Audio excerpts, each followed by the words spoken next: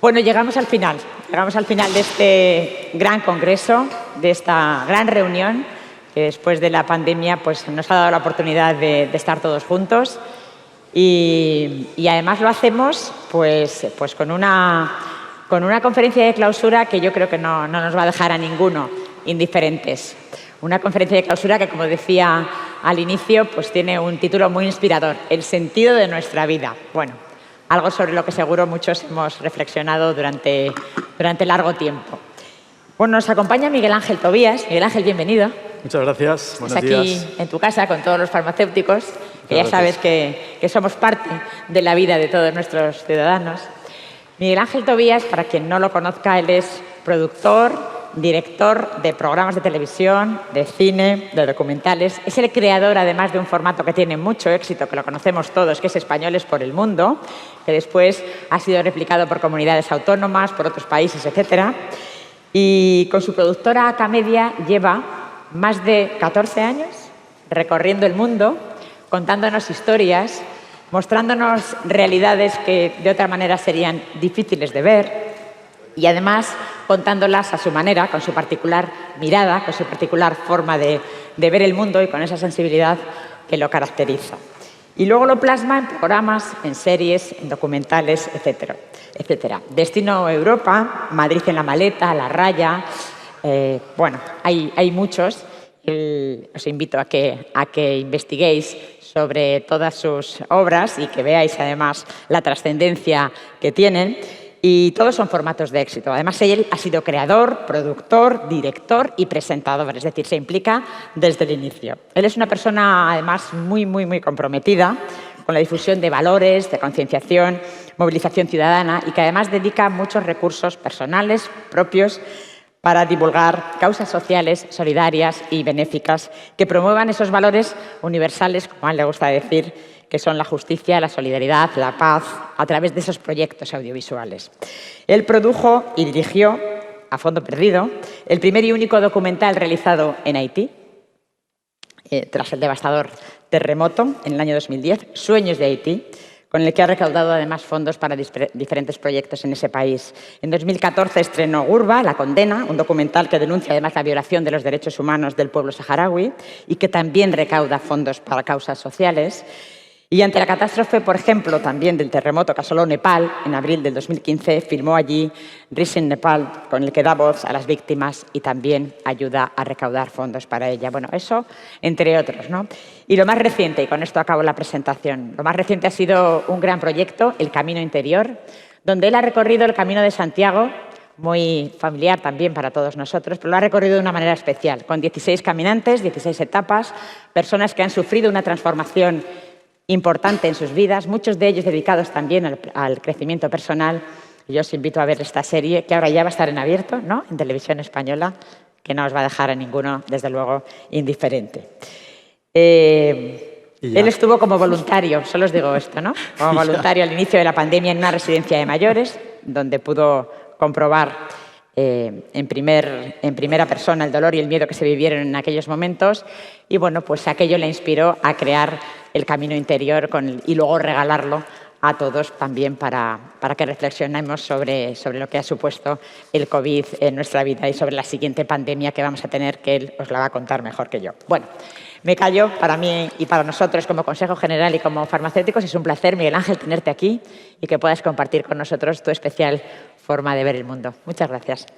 Muchísimas gracias.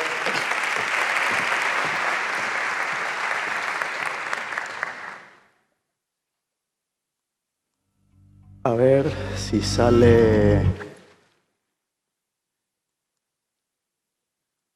A ver si alguien me ayuda, aunque le dé al next para que se vea el primer slide. No, ese es el vídeo. Bueno, mientras lo colocan, os cuento. Eso sí, eso es, ahí ya. Muchas gracias por esta invitación. Para mí es un placer y un honor cuando Ana contactó conmigo ya hace meses y me invitó a estar aquí hoy con todos vosotros, porque por algo de lo que ella ha dicho, ¿no?, y que quiero empezar hablando un poco de esto, para que sepáis hasta qué punto entiendo la labor que los farmacéuticos hacéis, la que venís haciendo ya desde hace muchos años y la que habéis hecho especialmente en la pandemia, ¿no? Yo llevo, como decía Ana, 14 años recorriendo el mundo en zonas de guerras, de catástrofes, campos de refugiados, en zonas de pobreza en el planeta. Y siempre he ido a estos sitios, además de con las cámaras, me he ido siempre con material de primeros auxilios, material de atención primaria por mi anterior profesión, de tal manera que en Haití, cuando sucedió el terremoto, y yo fui a rodar un documental con la idea de ayudar a las víctimas, de recaudar dinero para las víctimas, porque siempre pasa con todas las desgracias, ¿no? Se ponen todos los focos durante un tiempo, pero enseguida se nos olvida, cuando pasan unas semanas aparece otra noticia y entonces el mundo se olvida de ello. Lo interesante que tiene para mí el poder del audiovisual es que permite hacer que cuando ya no se habla de una situación o de una causa o de un problema, poderlo otra vez poner encima de la mesa y hacer que la sociedad sea consciente, ¿no?, de ese problema y de las víctimas que han padecido ese problema y poder seguir ayudando, ¿no? Yo en Haití estaba y soltaba la cámara y cosía una pierna, para entendernos. Si alguno de los aquí presentes estuvo en aquella situación, pues toda la gente que nos hemos visto en situaciones de guerra o de catástrofes coincidíamos de que nunca se había visto nada igual. Aquello era el infierno, literalmente era el infierno, ¿no?, como lo tenemos concebido. Acordaros que 340.000 personas fallecieron en 40 segundos, 2 millones de personas se quedaron sin hogar, había cientos de miles de heridos caminando por las calles. Los hospitales, es decir, no había evidentemente ni médicos, ni hospitales, ni medicinas, ni nada como para atender una tragedia de esa dimensión. Y cuando yo estaba allí caminando, después de estar allí, alguna vez me han preguntado algunos periodistas que qué pensaba, ¿no?, que qué sentía. Y que cómo era posible que yo fuera capaz de estar allí rodando un documental en medio de esa tragedia, de todo ese horror, ¿no? Y la respuesta era muy fácil, ¿no? Por un lado, yo con el equipo con el que me fui a rodar tuvimos que hacer un ejercicio de decir, mirad, nos tenemos que abstraer determinadas horas en el día, nos tenemos que abstraer a lo que estamos viviendo, a lo que estamos viendo, porque si no, no vamos a ser capaces de rodar el documental. Y si no rodamos el documental, no vamos a poder ayudar a las víctimas, no vamos a poder recaudar fondos para ellos, ¿no? Así que durante X horas al día hacíamos ese ejercicio de abstraernos para concentrarnos en poder rodar, ¿no? Y desde el punto de vista personal, cuando me preguntaban qué sentías estando allí, pues yo decía, mirad, es muy fácil. Dependiendo de la edad y el género de las personas a las que me iba encontrando, yo pensaba, esa señora que está ahí tirada en el suelo podría ser mi madre. Esa chica de 40 años que está ahí podría ser una de mis hermanas. Este niño de 12 años que está ahí podría ser uno de mis sobrinos. Es decir, tener la capacidad, ¿vale?, de vernos en el otro. El tomar conciencia, ¿no?, de que todos somos eslabones de la misma cadena. Todos formamos parte de la misma cadena. Porque todos somos uno. Cuando realmente somos capaces, ¿no?, de quitarnos las corazas, de quitarnos los prejuicios, de quitarnos las máscaras y miramos al otro a los ojos, nos damos cuenta de que nos estamos reconociendo. De tal manera que cuando comenzó el confinamiento, yo acababa de venir de una gira de presentación de una película en Latinoamérica y efectivamente yo estaba en mi casa viendo por televisión el horror de lo que estábamos viviendo y salían, como sabéis, pues el tema de la residencia salían todos los días en los telediarios, ¿no?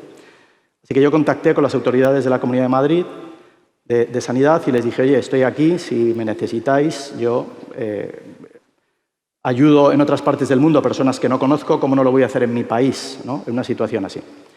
Así que al día siguiente, pues efectivamente me llamaron y me fui a una residencia. Cuando yo iba a entrar en esa residencia ya habían fallecido 25 personas. Y os podéis imaginar, claro, ese momento de entrar, ese momento de dar el paso por la puerta, donde tú, a priori, estás sano, estás bien, no te pasa nada, y te das cuenta de que vas a dar un paso y vas a entrar en un sitio donde te vas a enfrentar a algo que en aquel momento era muy desconocido. Acordaros que era el momento donde no había, por supuesto, ni mascarillas, ni EPIs, ni mucho menos test, ni mucho menos vacunas, lógicamente, ¿no? El proceso fue tan impactante. Yo no había estado nunca en una residencia de ancianos, no había entrado nunca. Ahora se dicen residencias de mayores, no quiero decirlo de otra manera. No había estado nunca y cuando entré me impactó mucho, ¿no? Me impactó mucho ver y entender lo que ahí estaba pasando. Por supuesto, entré con miedo, con el miedo de decir, una vez que entras aquí ya no sabes qué va a pasar, porque te vas a meter en el centro del virus, en el medio del virus, pero lo hacía y lo hice con un pensamiento muy claro. Estoy seguro de que vosotros, que habéis estado también en primera línea, lo habéis compartido. Es decir, y es que me imaginé que mi madre, que gracias a Dios vive y tiene una salud maravillosa, pero me imaginé y pensé que mi madre no hubiera tenido hijos, que se hubiera quedado viuda, como es desde hace años, y que su salud estuviera deteriorada. Entonces dije, ¿dónde estaría mi madre en esa circunstancia? Evidentemente mi madre estaría en una residencia, ¿no? Y entonces con ese pensamiento es con el que yo entré. Dije, me gustaría que si yo no existiera, si mi madre estuviese dentro de esta residencia, pues hubiera personas que estuvieran dispuestas a estar aquí, ¿no? Yo sé que vosotros habéis hecho este mismo ejercicio, haciendo que fuera posible, ¿no? Es decir, que cuando todo estaba cerrado, excepto los supermercados, pues vosotros estuvierais ahí para poder atender a toda la población, no solamente para poder seguir dispensando los medicamentos, sino realmente para atender al ser humano, atender a las necesidades, ¿no?, de cada uno de nosotros, sabiendo que muchas veces lo que necesitamos es una palabra de aliento, una palabra de cariño. Necesitamos que nos escuchen, simplemente que sepan que estamos ahí. Esa experiencia, evidentemente, como os podéis imaginar, fue muy dura, la de la residencia. Me preguntaba un periodista una vez si había dado muchos abrazos dentro de la residencia. Entonces le dije, mira, obviamente no, te recuerdo que no se podían dar abrazos, ¿no?, porque la ley, ¿no?, nos decía y nos impedía que evidentemente nos tocásemos, ¿no? Pero también le dije, sin embargo, yo sé, todos sabemos, que hay veces que un abrazo cura más que una pastilla, ¿no? Y yo fui a la residencia a ayudar. Y esta fue la respuesta, ¿no?, que yo le di a esta persona. Cuando pensamos en el sentido de la vida, y es algo que todos, seguramente todos nosotros, lo hemos hecho alguna vez, por supuesto es muy difícil encontrar respuestas. Es decir, estamos en esta pelea permanentemente, ¿no? Es decir, hay muy pocas Teresas de Calcuta en el mundo, hay muy pocos Martin Luther King, hay muy pocos, personas que evidentemente nos han demostrado con su vida que efectivamente sí sabían, ¿no?, y entendían cuál era el sentido de la vida. Pero para la mayoría de nosotros es una pelea, para la mayoría de nosotros es un ejercicio donde en distintos momentos de nuestra vida, ¿vale?, vamos tratando de descubrirlo, ¿no?, de intentar encontrar ese sentido. Pero seguro que todos vamos a entender que efectivamente es algo que si no lo hacemos no va a dejar de martillearnos, no va a dejar esa voz, ¿no?, de apelarnos en nuestro interior diciendo, ¿esto qué sentido tiene? ¿Para qué estamos aquí? ¿Para qué hago lo que hago?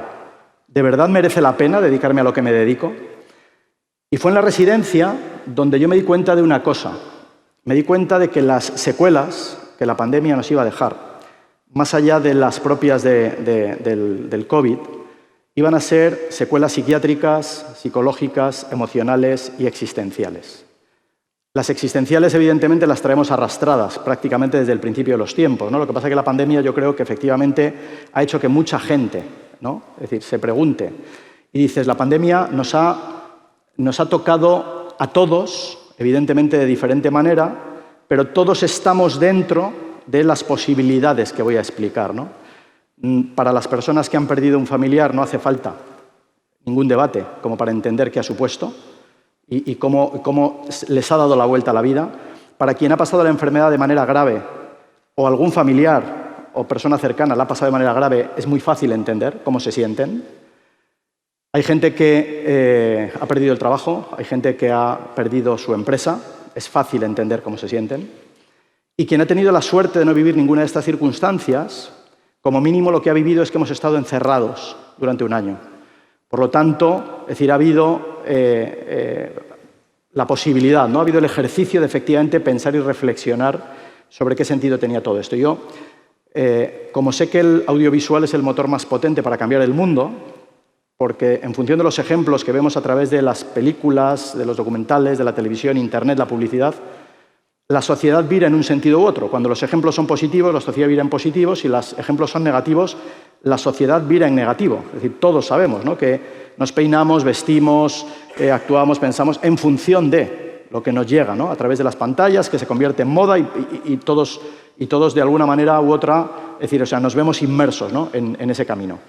Y entonces pensé que teníamos que intentar hacer terapia. Y creé, como decía antes Ana, este proyecto, El Camino Interior, que os voy a mostrar el tráiler, donde me planteé lo siguiente. Dije, voy a recorrer una serie de etapas del Camino de Santiago acompañado por personas que tenían que cumplir todos ellos 4 requisitos. Ser gente del mundo del conocimiento, es decir, dedicados a transmitir conocimiento a otras personas. Ser conferenciantes internacionales todos, es decir, gente que está acostumbrada a hablar. Tener libros escritos y publicados, es decir, gente que tiene un pozo, ¿no?, y que lo que dice tiene un pozo porque lo ha publicado, ¿no?, en un libro. Y la cuarta y la más importante de todas es que pensé que todos los protagonistas tenían que haber vivido en algún momento de su vida un momento de quiebre tan fuerte que les haya obligado, que les obligara en su momento a reflexionar sobre el sentido de la vida. Fijaros hasta qué punto, que es un poco lo que la pandemia nos ha hecho a todos, ¿no? Nos ha dado la vuelta y de repente nos ha hecho que nos hagamos estas preguntas que teníamos ahí dormidas o sublimadas o escondidas, porque efectivamente no es fácil enfrentarse a esto, ¿no? Vivimos a tal velocidad que lo más fácil es estar en automático, ¿no? Aunque sea muy patológico, pero nos acabamos dando cuenta tarde, ¿no?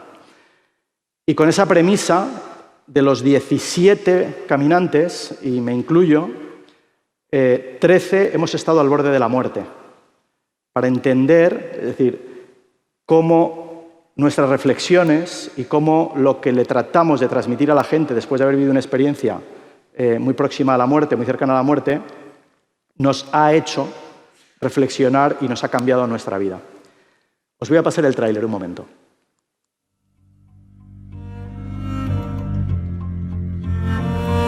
Pues yo lo primero que les diría es que hicieran una lista con las cosas que no quieren hacer, con lo que no estaban haciendo y con otras cosas que no les gustan.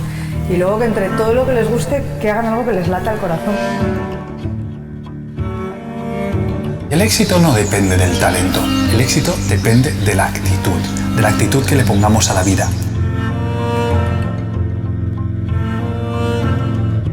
Nos hemos creído que la vida es la búsqueda de la felicidad, cuando en realidad la vida creo que es búsqueda de un sentido y de un propósito. Muchas veces nuestras responsabilidades, nuestra necesidad de trabajar, nuestra necesidad de lo que sea, nos van alejando de lo que queremos hacer. Cuando haces cosas comprometido, todo cambia en la vida. Hay que buscar ese compromiso, es tu identidad. En la vida hay 2 actitudes. O dices, estoy perdido y estás perdido. O esto no puede conmigo y vas a por ello, y ganas.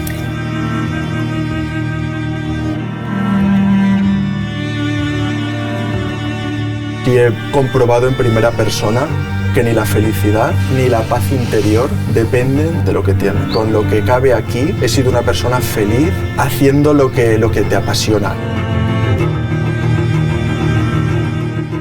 Yo siempre digo que el libro de vida de uno lo tiene que escribir uno mismo y para él, no lo tienen que escribir los demás.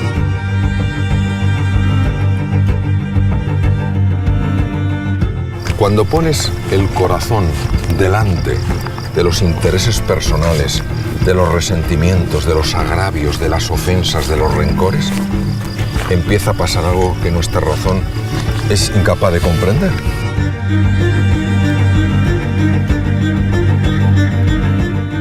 Uno pues merece vivir la vida por amor, es lo que da sentido. ¿Y por qué da uno su vida? Por amor. Mi viaje interior pues empezó el mismo día del accidente, ¿no? Porque, pues de repente pues empecé a hacerme preguntas y a buscar respuestas que hasta entonces no me había hecho, ¿no? No puedes permitir que nunca nadie te hurte la posibilidad de luchar por aquello que quieres y que necesitas para seguir viviendo. Y esos son los sueños.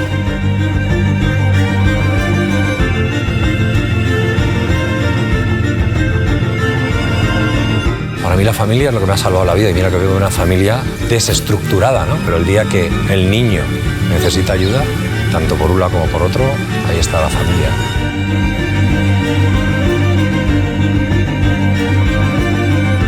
Nunca he tenido miedo a la muerte hasta que empecé a ser feliz y no quiero irme, quiero que esto dure mogollón.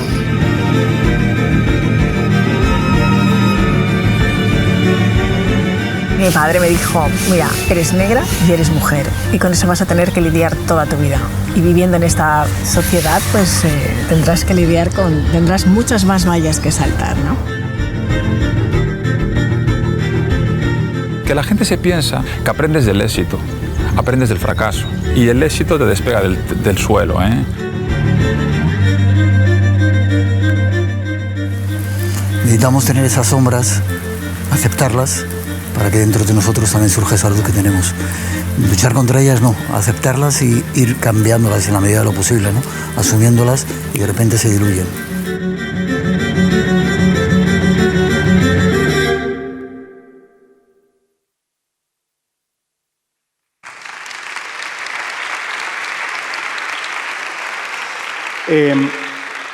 Os podéis imaginar cómo ha sido la experiencia, 16 capítulos. Ahora están en Movistar y en breve estarán en Televisión Española, donde realmente lo que hemos hecho es precisamente reflexionar sobre el sentido de la vida, sobre todas esas cosas que son importantes para nosotros, ¿no? Para todos los seres humanos, independientemente de dónde seamos, a qué nos dediquemos. Y por lo tanto, algo que vosotros sabéis muy bien, ¿no? Y es que hacer terapia hacia otra persona, hacia otro ser humano, que se siente mal, es algo que solamente se puede hacer si uno es capaz de abrir el corazón, porque así le damos la oportunidad al otro que lo abra. Buscar la felicidad no se puede dar lo que no se tiene. Si nosotros le preguntáramos al 100% de los padres, en esta sala o en cualquier parte del mundo, ¿qué es lo que desean para sus hijos? El 100% nos dirían, yo lo que quiero es que mis hijos sean felices. ¿Verdad que nadie dice, quiero que mi hijo tenga un coche grande, quiero que mi hijo tenga una casa en la playa, quiero que mi hijo... Nadie. Por lo tanto, la realidad es que los seres humanos estamos permanentemente, desde que somos niños, desde que nacemos, buscando la felicidad. El problema es que hemos realmente desconectado el significante con el significado. Y claro, buscamos la felicidad en los sitios donde efectivamente no la podemos encontrar, que es en cualquier sitio que esté fuera de nosotros. No hay opción. Es decir, encontrar o tratar de encontrar o de buscar la felicidad en las cosas externas. No se puede. La felicidad solamente está dentro de nosotros. Pero fijaros, cuando las cosas nos van bien, o cuando uno está en ese momento, ¿no?, dulce que la vida tiene, ¿no? La vida es un proceso tremendo, cuantos más años tengamos, más claro lo vamos a tener, ¿no? De subidas, bajadas, vamos a tener momentos alegres, momentos tristes, momentos duros, momentos de placer. Y cuando las cosas están bien, muchas veces, esto se lo he oído a mucha gente, uno se siente culpable, ¿no? Es como decir, ostras, tal y como veo que las cosas están alrededor, joder, con lo bien que estoy, con lo feliz que estoy, ¿no? Y da como un poco de vértigo, da como un poco de miedo. Es decir, o sea, cuando estamos en esos momentos también muchas veces pensamos y decimos, joder, seguro que algo va a pasar, o sea, esto no puede ser, esto. Y la realidad es que deberíamos utilizar esos momentos en los que nos sentimos felices, en los que nos sentimos plenos, precisamente esos momentos tan luminosos de nuestra vida, ¿para qué? Para compartirlos Porque es verdad que no podemos dar lo que no se tiene. No hay nada malo, no hay nada egoísta en tratar de buscar la felicidad. Si yo estoy feliz, yo puedo transmitir felicidad, yo puedo compartir esa felicidad, yo puedo fomentar la felicidad de otras personas. Es imposible tratar de dar felicidad a alguien si tú mismo no la tienes. No se puede. Por lo tanto, es muy importante, o sea, que seamos conscientes de que buscar nuestra propia felicidad no es un acto egoísta. Es decir, es un acto de creación absoluto para nuestra vida, para nuestro entorno y para la propia sociedad. Yo estoy 100% seguro de que cuando estábamos en la pandemia y estabais en vuestras farmacias atendiendo a la gente y cuidando de la gente, a pesar del miedo, ¿no? A pesar de la dureza, estoy completamente seguro de que por la noche o a la hora que fuese, cuando os ibais y cerrabais, teníais un sentimiento brutal de satisfacción, de felicidad, de haber podido ayudar y de haber podido cuidar. Fijaros que Alejandra Vallejo Nájera hablaba, ¿no? Es decir, buscamos la felicidad cuando en realidad lo que deberíamos buscar, ¿no? Es el propósito. Porque claro, si no hay propósito, si estamos fuera de nuestro propósito, y luego hablaré un poco de ello, es imposible que nos sintamos felices, ¿no? Escribe el guión de tu vida, que tu origen no determine tu destino. Veréis, es evidente que cuando nacemos nos dan a todos nosotros un libro lleno de páginas en blanco. Las primeras páginas del libro de nuestra vida las escriben nuestros padres. No tenemos la capacidad, no tenemos conciencia, y por lo tanto las escriben nuestros padres. Pero hay un momento en nuestra vida, cada uno a una edad diferente, no importa, pero hay un momento en que ese libro se nos entrega y se nos da.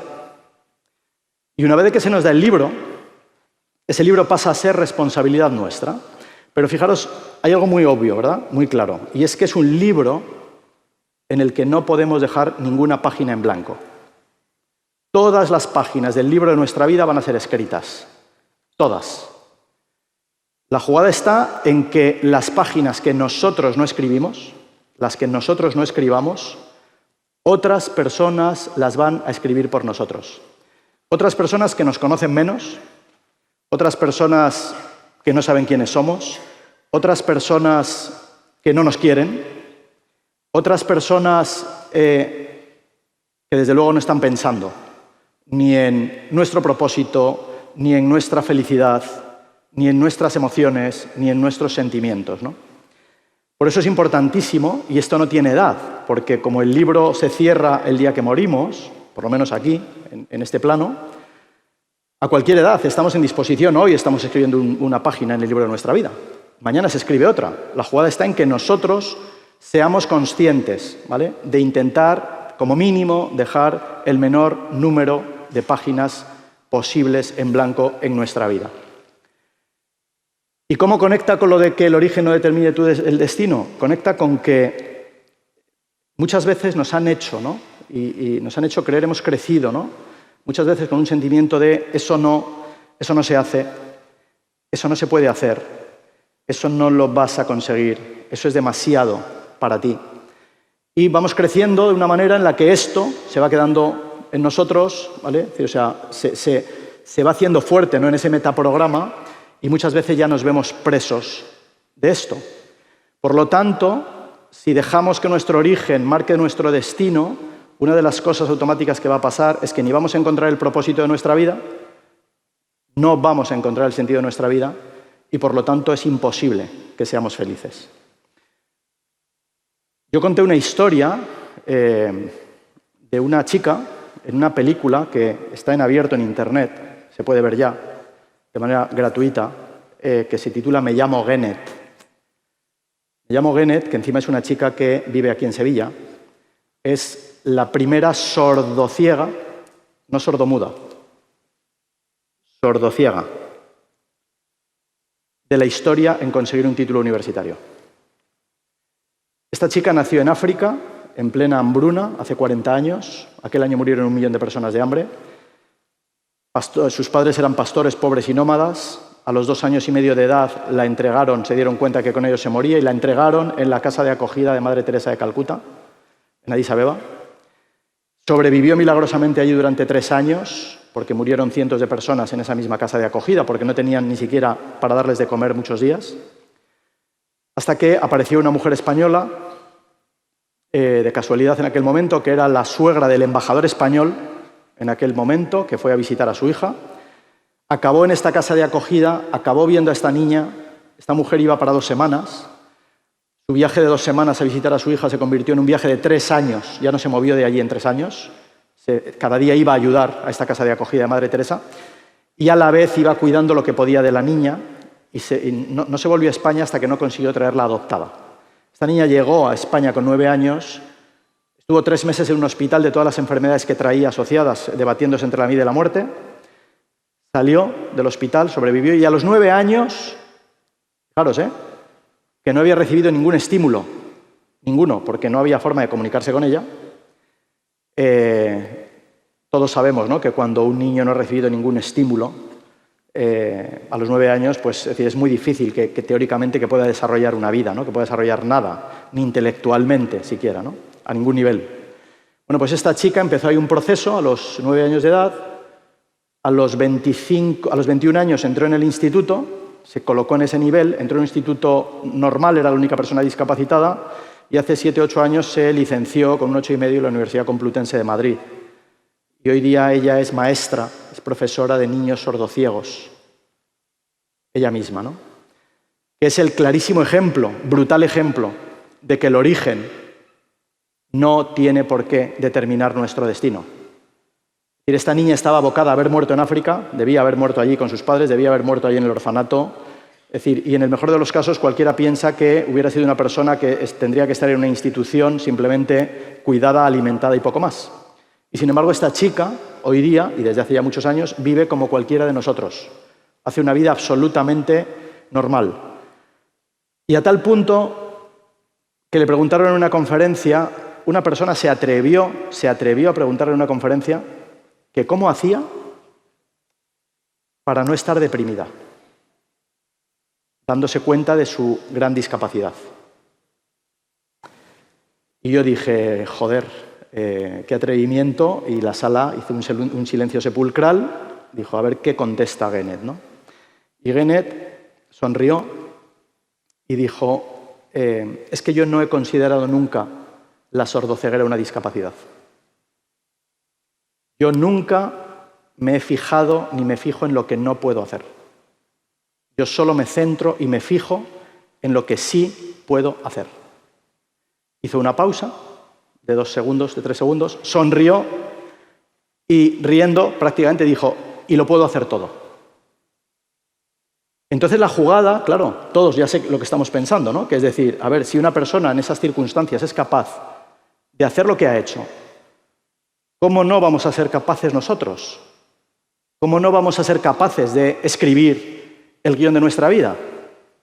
Si el mundo está lleno de ejemplos, y seguro que vosotros conocéis alguno también, de personas que con unas circunstancias tremendas, sin embargo, son protagonistas de su vida y escriben el guión de su vida y, por lo tanto, cada uno escribe lo que quiere en ese libro, ¿no?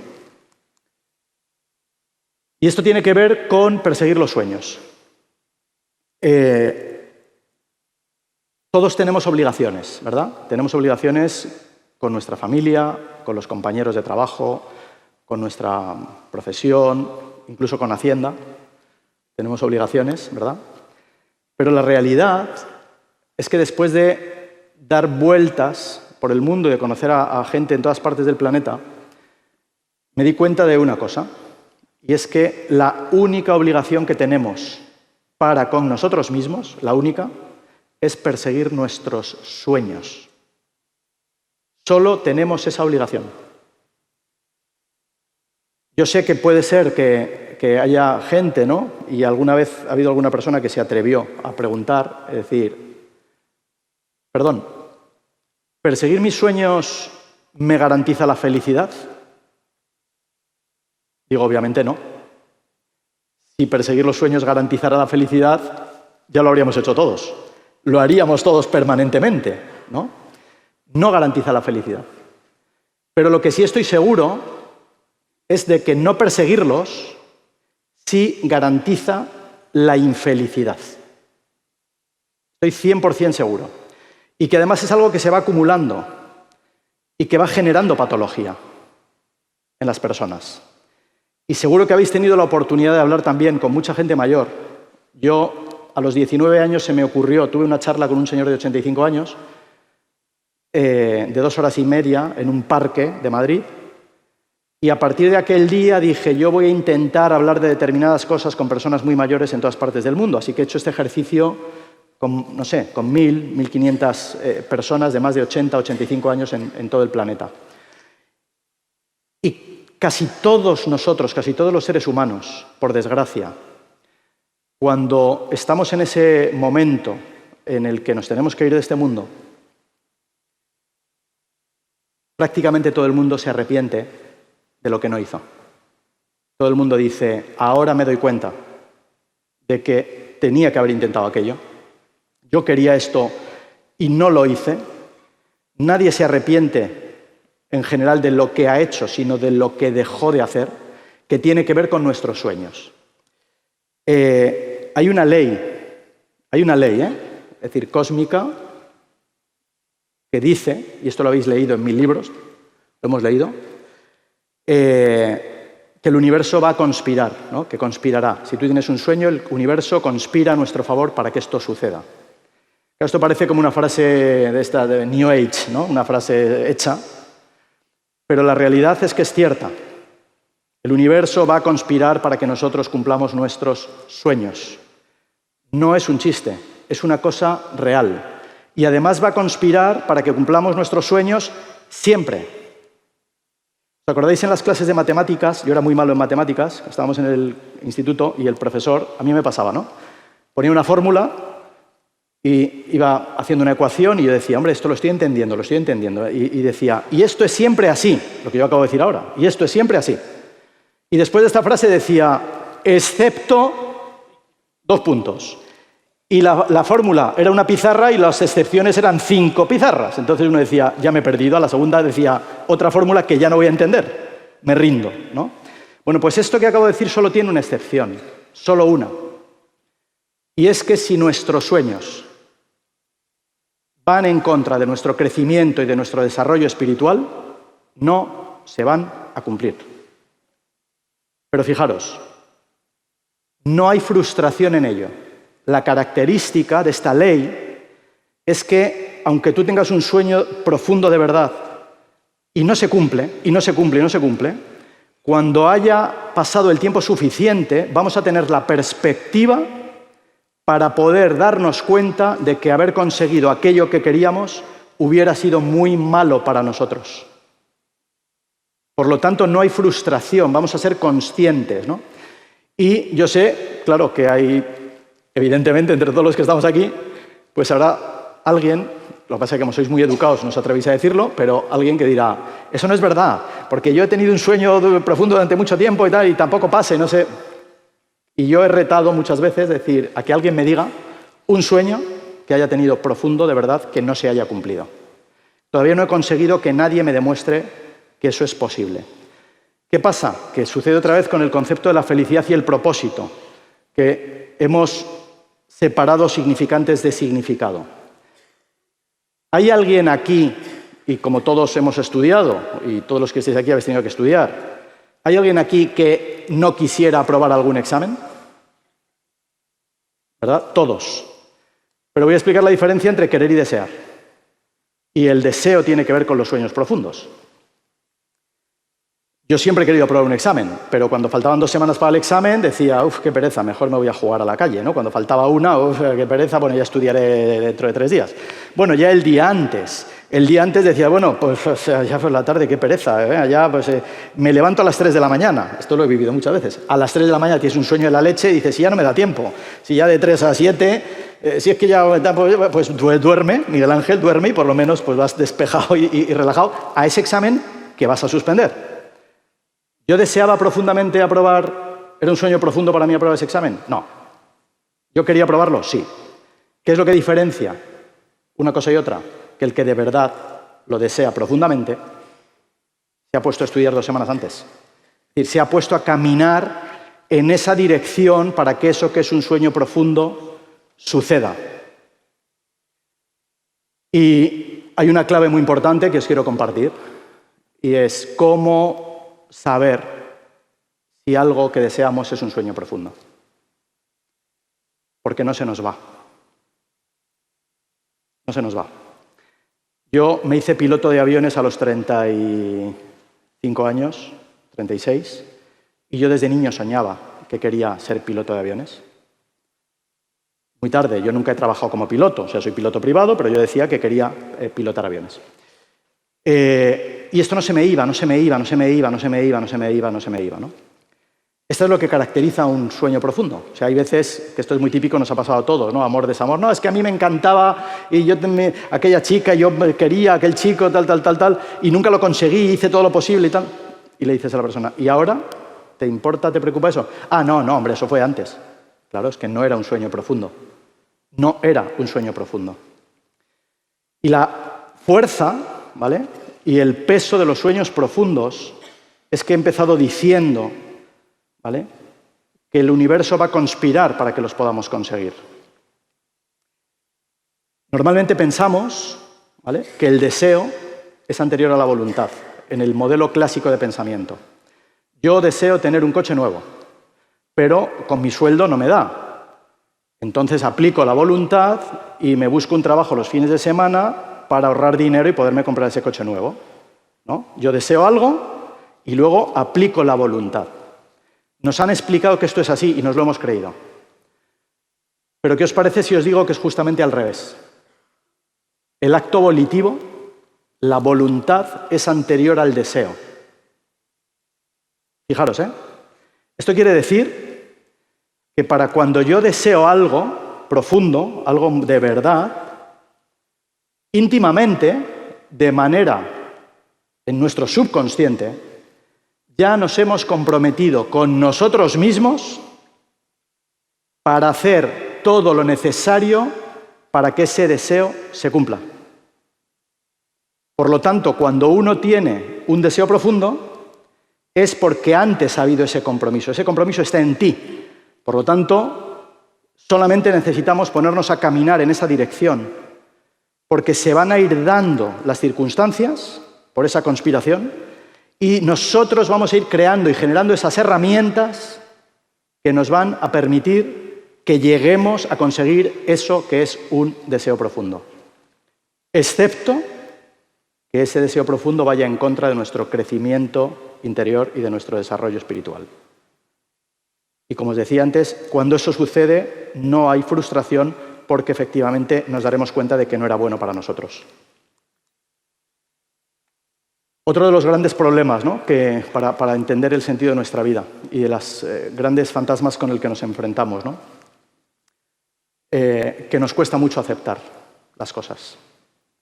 Nos cuesta muchísimo aceptar que las cosas no sucedan como nosotros queremos. En todos los ámbitos. En todos. Y claro, es una locura, porque hay cosas en las que nosotros podemos intervenir, y si tú puedes intervenir en algo, ¿vale?, lo haces, aplicas la voluntad y lo haces. Pero hay muchas cosas que no podemos evitar. Nosotros no podíamos evitar la pandemia. Estábamos tranquilamente y esto llegó. O no se puede evitar, ¿verdad?, un terremoto en una ciudad, o no se pudo evitar el tsunami. O sea, tantas y tantas y tantas cosas, ¿vale?, en nuestra vida. ¿Qué pasa? Que normalmente, como no somos capaces de aceptar, esto nos bloquea y nos provoca un bloqueo vital, que por supuesto también es patológico. Fijaros, aprovecho para decir aquí una cosa que he defendido en algunos congresos médicos internacionales. Estoy 100% seguro de que no hay nada más patológico para los seres humanos que vivir una vida que no queremos vivir. Si vives una vida que no quieres vivir, eso se va a traducir en enfermedad. Indiscutiblemente. Por lo tanto, es muy importante el perseguir nuestros sueños, el caminar en la dirección que queremos, y es muy importante que entendamos el poder y el valor de la aceptación. Aceptar no es resignarse, ¿eh? La aceptación no es resignación. La resignación nos hace que nos quedemos inmóviles, que aguantemos lo que sea y lo que nos echen, cualquier avatar de la vida, sin intervenir de ninguna manera. La aceptación es justamente lo contrario. La aceptación nos da la oportunidad de comprender que eso que nos está pasando es por algo y sobre todo para algo. Es cuando yo acepto algo que no me gusta o algo que no quiero y que está pasando en mi vida, es que yo tengo la posibilidad de actuar desde ahí. Desde esa aceptación no se puede crecer, no hay crecimiento a ningún nivel si no hay aceptación ante las adversidades. No se puede hacer. No sé cómo vamos de tiempo. El miedo al rechazo. Todos, ¿no? El miedo de que de repente alguien haga así, ¡pam!, ¿no? Y nos saque del tablero, ¿no?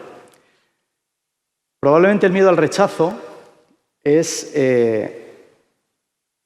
con el miedo a la muerte, por supuesto, con el miedo al sufrimiento, ¿no? Al dolor.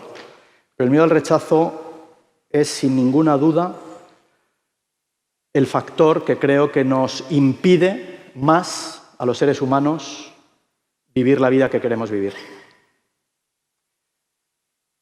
Incluso el miedo al fracaso, y todos hemos dejado de hacer cosas, ¿no? Muchas veces, por decir, ostras, y si no lo consigo, y si no tal, y no nos da tanta vergüenza, ni tanto miedo fracasar. En realidad lo que nos da miedo es que ese fracaso genere rechazo. Si yo cuando termine de hablar no os ha interesado lo que os cuento, ¿qué genera? ¿No? Genera un sentimiento negativo, ¿no? Hacia la persona, hacia mí. No es el fracaso el problema, ¿no? Es el rechazo, es el decir, ostras, de aquí solamente pueden pasar dos cosas, de esta charla solamente van a pasar dos cosas. Que me queráis más o que me queráis menos. Que me apreciéis más o que me apreciéis menos. Solamente. Y esto tiene que ver con ese miedo que tenemos al rechazo, ¿no? Pero resulta que he comprendido que este miedo, el miedo al rechazo, es el mayor sinsentido de todos esos aspectos que nos afectan y que nos impiden vivir la vida que queremos vivir. Voy a hacer una pregunta para que, si alguien se atreve, que la conteste. Imaginaros que nosotros, todos nosotros, los aquí presentes, nos morimos mañana.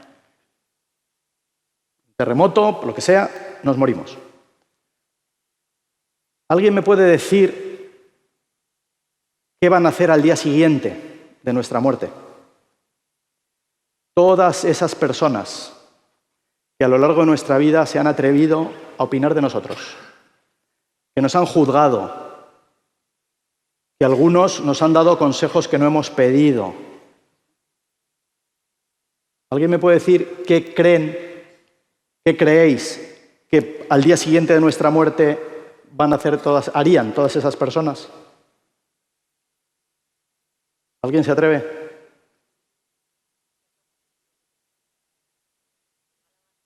Tú eres maravillosa. Es que ha dicho una cosa, yo soy fan tuyo ya para siempre. Es maravilloso. Ha dicho, no es correcto, pero lo que ha dicho es que, claro, se le nota que eres una persona maravillosa. Dice, hablar de todo lo bueno que hemos hecho en nuestra vida antes, ¿no? Qué bonito, ¿vale? Que estemos con ese sentimiento de pensar que eso es lo que van a hacer. Las personas, no hablo de nuestros familiares, no hablo de la gente que nos quiere, hablo de las personas que nos han juzgado, que nos han criticado, que se han atrevido a decirnos, no hagas esto, no puedes, ese no es el camino, no tienes edad para hacer esto, ¿cómo te atreves a vestir así? Oye, ¿no te das cuenta que qué harían al día siguiente? Otra buena, es decir, yo creo, se arrepentirían, ha dicho, es que soy buena gente, es que los farmacéuticos sois muy buena gente.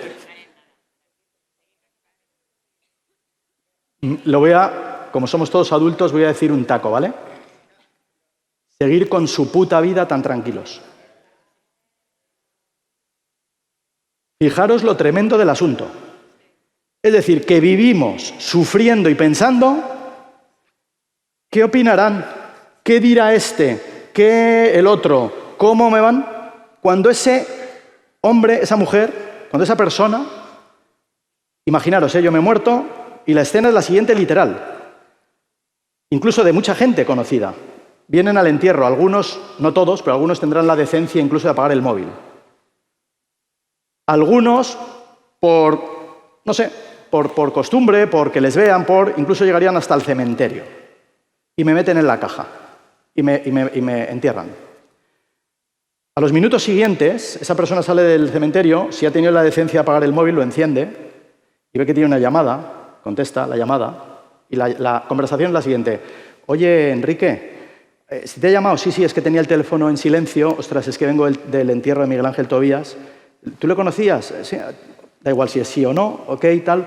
Ostras, sí, pues nada, macho, es que se ha muerto de repente, ostras, que sí, qué putada, ¿no? Sí, no sabes cómo estaba la iglesia, llena, estaba miles de personas ahí y tal.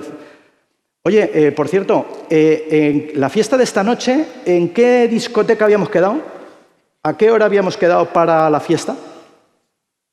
Esta es la realidad.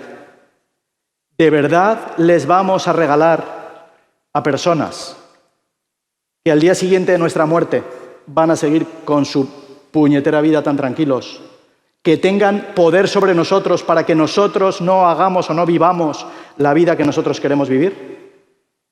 No tiene sentido. Si tú me criticas, si hablas mal de mí, si me rechazas, es que no me quieres. Y si no me quieres, ¿cómo te voy a dar a ti ningún poder como para que pienses nada sobre mí? Como para que decidas sobre qué hago con mi vida, ¿no? El valor de lo que hacemos y saber que somos insustituibles.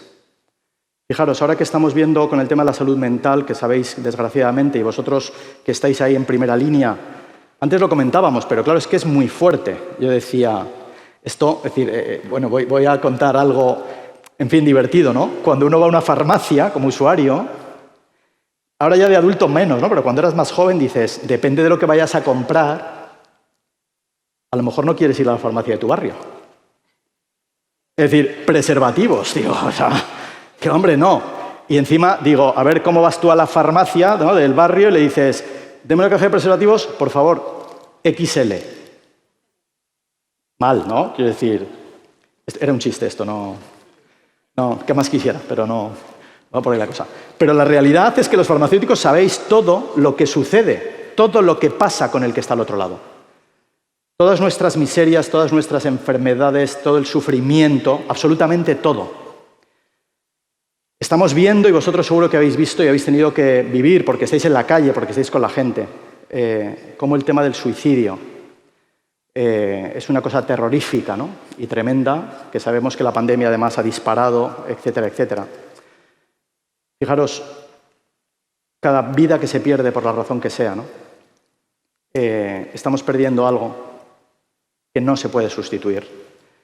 Nos han intentado convencer, hemos oído una frase miles de veces también, de nadie es insustituible. ¿La habéis oído? Miles de veces. Incluso a lo mejor hasta le hemos dicho. Es mentira.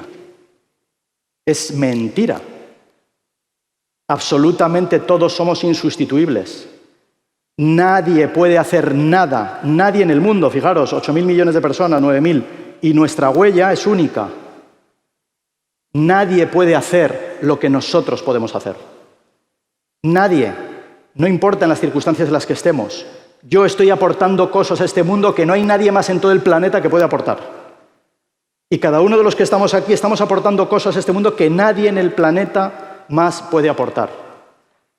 Y aunque estemos muy mal, tenemos el poder y la capacidad de influir y de mejorar la vida de otras personas. Yo rodé una serie con la crisis de 2011 que se llamaba Efecto Ciudadano para ayudar, poner en contacto personas que necesitaban ayuda con otras dispuestas a ayudar.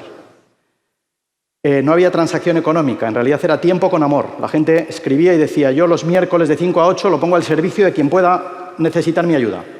Y con el programa, con un sistema informático, lo que hacíamos era conectar a esas personas y grabábamos algunas de los casos para animar a la gente a que lo hiciera. Imaginaros el concepto, ¿eh? Un hombre parado, de larga duración, 50 años, 3 años parado. ¿Cómo se siente esa persona? Se siente un inútil, se siente un despojo de la sociedad, se siente despreciado, siente que no tiene valor, no tiene fuerza para salir a la vida. Y esa persona, esto es un caso real, ¿eh? La conectamos con una señora de 85 años, viuda, hacía 2, que llevaba 2 años sin salir de su casa porque no podía salir, su marido salía con ella a la calle, tenía vértigos la mujer y ya no se atrevía a salir sola. Llevaba 2 años encerrada en casa. Y este hombre, 2 días a la semana, iba a casa de la señora, la sacaba y paseaba con ella por el barrio y hablaba con ella. ¿Sabéis qué sucedió? 3 meses más tarde encontró trabajo. ¿Qué era lo que había pasado? Se había dado cuenta de que su vida tenía mucho valor. Se había dado cuenta de cómo él, que se sentía en la escala más baja de la sociedad, en lo peor de la sociedad, había tenido la capacidad y la fuerza y el poder de transformar la vida de otro ser humano, de otra persona. Por eso todos tenemos que ser conscientes de que somos insustituibles. Lo que hacéis cada día, y nunca lo sabremos, nunca lo sabremos. Muchas veces la gente nos lo dice y otras veces no nos lo dirá. Pero esa sonrisa, ese decir, tranquila, tómate esto, va a ir bien, tranquila, tiene un valor insustituible. Y solo lo podemos hacer nosotros. Encontrar el propósito, me he pasado de tiempo, ¿no? Ahí están además, perdón. Pues encontrar el propósito, seguir el camino del corazón. Voy a decir una cosa muy breve, en 30 segundos. Todo lo que no hagamos con el corazón no tendrá sentido.